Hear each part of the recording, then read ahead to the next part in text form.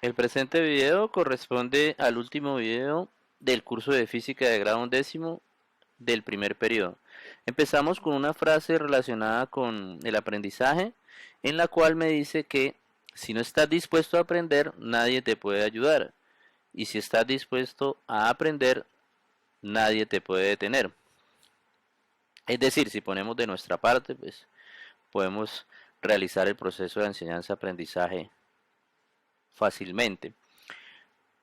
En esta guía hablamos de tres partes, hablamos de momento, impulso y colisiones en cuanto a la conceptualización. Iniciamos con momentum lineal, es una cantidad física que está asociada con la masa y la velocidad de una partícula, es decir, siempre que una partícula tenga masa y tenga velocidad, pues entonces le podemos asociar un momentum lineal. El momentum lineal P es masa por velocidad de la partícula. Es una cantidad vectorial, tiene la misma dirección la velocidad tiene la misma dirección del momentum o el momento tiene la misma dirección de la velocidad. Como es una cantidad vectorial en el plano, pues tenemos dos momentos, un momento en X y otro momento en Y. Como es en dos dimensiones, tendríamos un momento en X y un momento en Y, pero si tenemos tres, pues tendríamos PZ igual a masa por la velocidad respecto a Z. Para el caso del momento lineal, este se puede escribir en términos de la energía cinética. La energía cinética es un medio de la masa por la velocidad. Si multiplicamos por la masa, tendríamos la masa al cuadrado. Obviamente tendremos que dividir entre la misma cantidad para no alterarla. Entonces queda m por b, que es el momentum, al cuadrado. Entonces queda que la energía cinética K, energía cinética, es igual al momentum al cuadrado dividido entre dos veces la masa. El momento se puede relacionar con la segunda ley de Newton. Y acá definimos en esta parte otra cantidad que se llama impulso.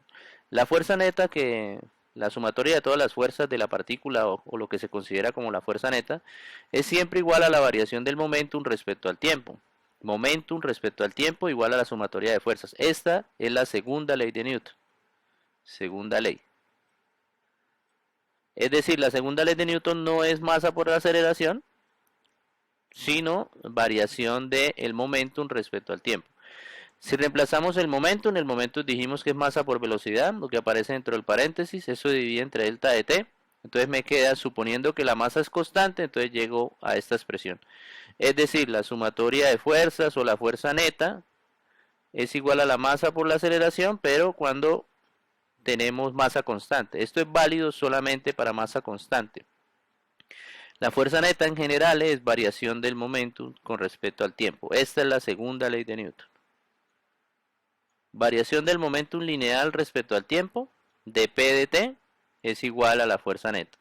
Y cuando tenemos masa constante, entonces se reduce a esta que está acá. Esto es para masa constante. Pero si la masa varía, entonces tenemos la anterior, que es de P de T. Hay otra cantidad física que se llama impulso. Entonces, si multiplicamos este valor por este valor, como si estuviese multiplicando los dos, entonces obtenemos una cantidad que se llama impulso, que también es vectorial, y el impulso es exactamente igual a la variación de t multiplicado por f. Entonces por acá tenemos otra forma de deducir el impulso. Como estamos diciendo que el impulso es f por dt y f es dp dt, entonces como simplificáramos estos dos, y entonces el impulso es variación de momentum. Variación de momentum igual a impulso. En el primer ejemplo, entonces, hablamos de una pelota que golpea una pared, como aparece acá en la gráfica. Entonces viene la pelota, golpea y después pues retrocede con otra velocidad. La masa es de 0.25 de la pelota, llega y pega con una velocidad de 1.3 y sale con una velocidad de 1.1, que fue la que se halló en el resultado. ¿Cómo podemos resolver el problema? Entonces dice una bola que tiene una masa de 0.25 kilogramos, pega en una pared a una velocidad de 1.3 metros y rebota con una velocidad de 1.1. ¿Cuál es el cambio en el impulso? El cambio en el impulso pues sería delta de P igual a P final menos P inicial. Ese sería el cambio del impulso. Entonces hallamos el impulso inicial, que sería masa por velocidad inicial, y hallamos el impulso final, que es masa por velocidad final. La velocidad final se ha colocado como negativa porque se supone que el objeto retrocede, entonces, o sea, la pelota pega y retrocede. Entonces tengo un impulso final de menos 0,275 y un impulso inicial de 0,325 en unidades de kilogramo por metro sobre segundo. Recuerden que es unidad de masa multiplicado por velocidad. Hacemos la variación y obtenemos entonces una cantidad que es, primero tenemos 0, el impulso final es 0,275 menos 0,325 a un total de 0,6 negativo. Entonces el impulso y la variación del momentum serían 0,6 kilogramos metros sobre segundo. Después trae otro ejemplo en el cual define que hay una tenista, en este caso Venus Williams, que golpea una pelota con una velocidad de 58 metros por segundo. Preguntan por la fuerza promedio ejercida por la pelota si la pelota tiene una masa de 0,057 kilogramos. ¿Cómo podemos determinar eso? Pues primero hallamos la variación del momento, entonces velocidad final menos velocidad inicial por la masa, vamos a obtener 0,057 que es la masa, lo multiplicamos por la velocidad que es 0,58, no, es 58 metros por segundo, no 0,58 sino 58 y obtenemos 3,3 kilogramos por metro sobre segundo. La velocidad inicial se supone que es 0, entonces queda que la variación del momentum es 3,3.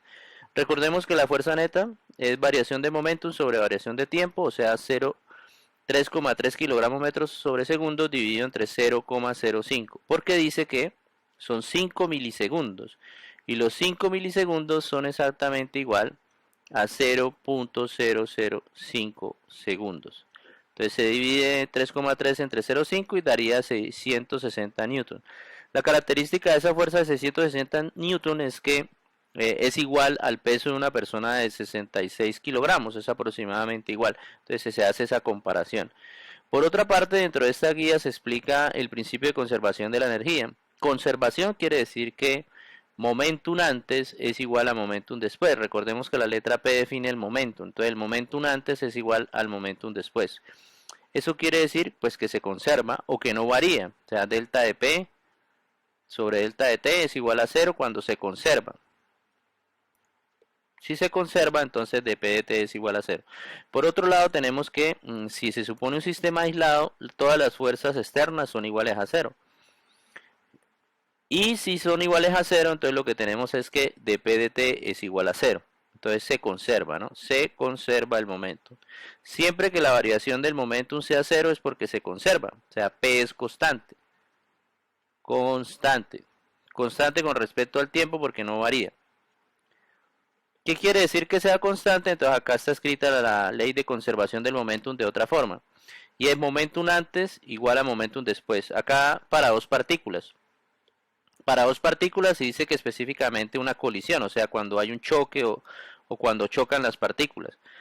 Momentum antes que sería P1i, P2i. ¿Qué es P1i? Sería el momentum inicial de la primera partícula y P2i sería el momentum inicial de la segunda. Entonces momentum antes igual a momentum después. ¿Cómo lo podemos expresar en términos de velocidades? Entonces masa 1 por la velocidad inicial de 1 es más la masa 2 por la velocidad inicial de la segunda partícula es igual a la masa de la primera partícula por la velocidad final de la primera partícula más la masa de la segunda partícula por la velocidad final de la segunda. Tenemos dos ejemplos para enfatizar esta parte de la conservación del momentum. Dice que hay dos personas, Sandra y David, se paran uno frente al otro en una pista sin fricción. Entonces dice que uno tiene una masa de 45 y el otro tiene una masa de 80, entonces ellos se juntan y después se separan. Entonces tenemos la situación antes, ¿cierto? Y la situación después. Entonces antes están los dos unidos y después se separan, entonces los dos van a tener velocidades diferentes, ¿no? Dice que la velocidad de Sandra es de 2,2 metros por segundo. Inicialmente la velocidad de los dos es 0.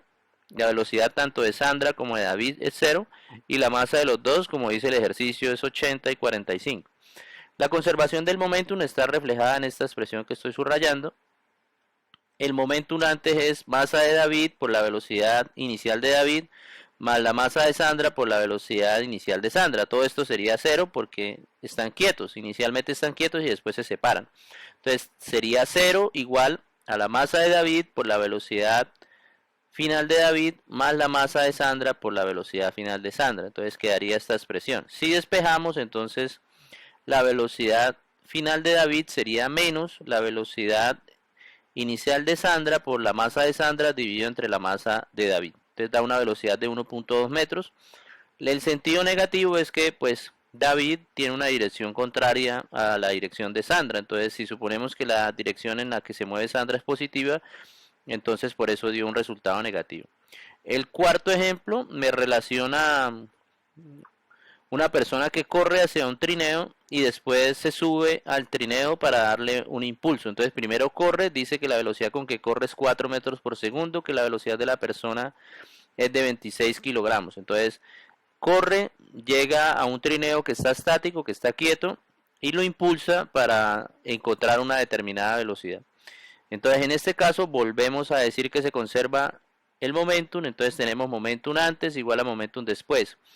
M sub B es la masa de Bruno y M y B de velocidad, B mayúscula de Bruno y I de inicial. Entonces momentum inicial de Bruno, momentum inicial del trineo, momentum final de Bruno, momentum final del trineo. Entonces recordando que como los dos continúan unidos, entonces acá está reflejado lo que sucede porque los dos continúan unidos, es decir, la velocidad final del trineo es igual a la velocidad de Bruno porque los dos continúan unidos y lo llamé B sub F. Entonces de ahí despejando, tenemos esta expresión y despejando obtenemos una expresión como esta, que dice que la velocidad final de los dos del sistema trineo Bruno será igual a la masa de Bruno por la velocidad inicial de Bruno sobre la masa de Bruno más la velocidad inicial más la masa del trineo.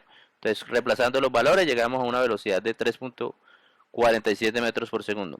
Para terminar, colocamos un ejemplo de un choque en dos dimensiones que se puede dar, como aparece en la gráfica. Vienen dos objetos, dos vehículos, uno es una camioneta, una pickup, un camión en inglés y carro en inglés. Entonces viene un carro y una camioneta, se chocan y entonces salen los dos con un determinado ángulo. Entonces hay que determinar al final cuál es su velocidad, con qué velocidad sale el vehículo. Si hacemos el tratamiento encontramos que el ángulo es de 53,1 grados y la velocidad es de 15,6 metros por segundo. Si los dos continúan unidos, la velocidad es de 15,6. ¿Cómo se hace el ejercicio? Entonces primero se hace los momentum en X porque es un movimiento en dos dimensiones y después se hacen los momentos la suma de momentos en Y. La suma de momentos en Y, entonces después se igualan y entonces se obtiene esa relación que aparece ahí. En la actividad hemos dejado 7 ejercicios que están relacionados con los ejemplos. Para terminar la guía, pues anexamos un test relacionando los conceptos de la guía y lo que se trata en el video.